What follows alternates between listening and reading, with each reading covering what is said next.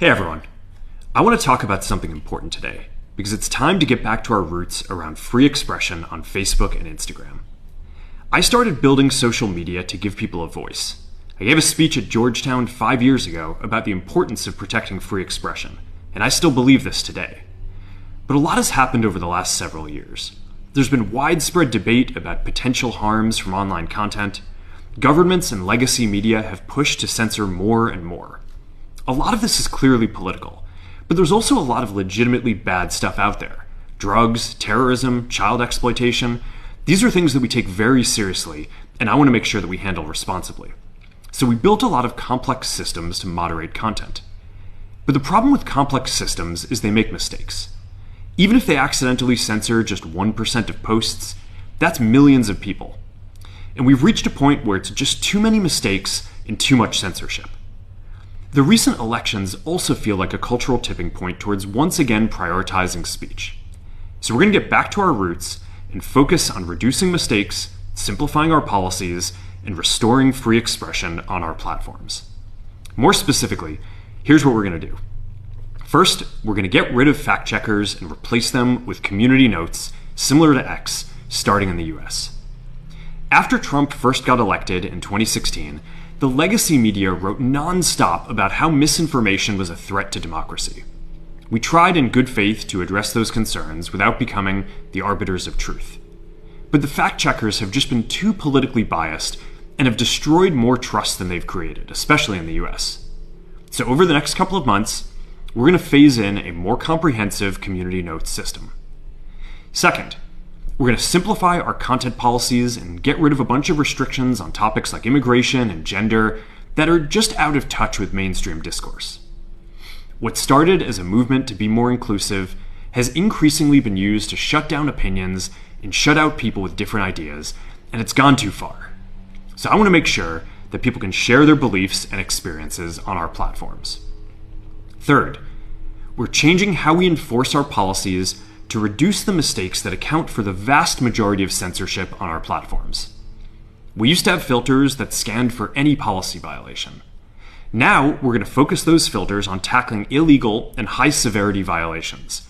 And for lower severity violations, we're going to rely on someone reporting an issue before we take action. The problem is that the filters make mistakes, and they take down a lot of content that they shouldn't. So by dialing them back, we're going to dramatically reduce the amount of censorship on our platforms. We're also going to tune our content filters to require much higher confidence before taking down content. The reality is that this is a trade-off. It means we're going to catch less bad stuff, but we'll also reduce the number of innocent people's posts and accounts that we accidentally take down. Fourth, we're bringing back civic content.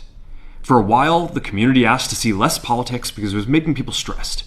So we stopped recommending these posts. But it feels like we're in a new era now, and we're starting to get feedback that people want to see this content again. So we're going to start phasing this back into Facebook, Instagram, and Threads while working to keep the communities friendly and positive. Fifth, we're going to move our trust and safety and content moderation teams out of California, and our US-based content review is going to be based in Texas. As we work to promote free expression, I think that it will help us build trust to do this work in places where there is less concern about the bias of our teams.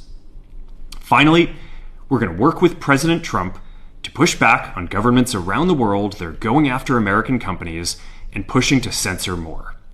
The US has the strongest constitutional protections for free expression in the world. Europe has an ever-increasing number of laws institutionalizing censorship and making it difficult to build anything innovative there. Latin American countries have secret courts that can order companies to quietly take things down. China has censored our apps from even working in the country. The only way that we can push back on this global trend is with the support of the US government. And that's why it's been so difficult over the past 4 years when even the US government has pushed for censorship. By going after us and other American companies, it has emboldened other governments to go even further. But now we have the opportunity to restore free expression, and I am excited to take it.